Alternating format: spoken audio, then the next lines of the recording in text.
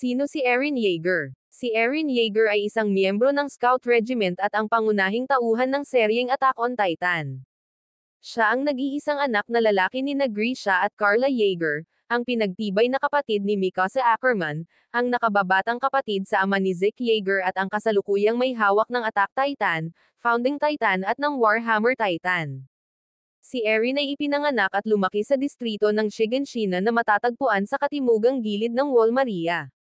Siya ay nanirahan doon hanggang sa taong 845 nang ang napakalaki at nakabaluting mga Titans ay sumira sa pader na nagpapahintulot sa maraming mga Titans na salakayin at sirain ang lungsod. Sa panahon ng insidente, nasaksihan ni Eren ang kanyang ina na pinatay at kinain ng isang nakangiting Titan. Ang pangyayaring iyon ang dahilan kung bakit nagkaroon ng matinding galit si Eren sa mga Titans at nanumpa siyang papawiin silang lahat sa balat ng lupa.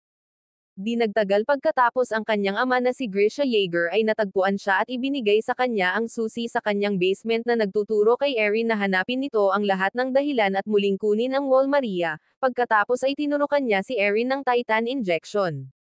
Pagkalipas ng 2 taon, si Eren kasama ang kanyang adoptive sister na si Mikasa Ackerman at ang kanyang matalik na kaibigan na si Armin Arlelt ay sumali sa 104th Cadet Corps. Matagumpay na nakapagtapos ang tatlo at si Eren ay bilang ika-5 pinakamahusay na kadeti at sumali sila sa Scout Regiment kasunod ng pakikibaka sa distrito ng Trost. Matapos mahanap ang basement at i-unlock ang mga alaala ng kanyang ama, nalaman ni Eren ang katotohanan tungkol sa mga Titans pati na rin ang kasaysayan sa bansang Aldea at Marley.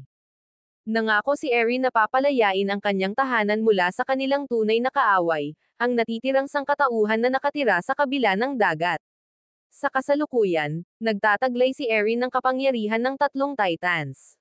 Mula sa kanyang ama, namana ni Eren ang Attack Titan at Founding Titan, at nang pagkatapos kainin si Lara Tiber sa panahon ng pagsalakay sa Liberio ay nakuha rin niya ang Warhammer Titan.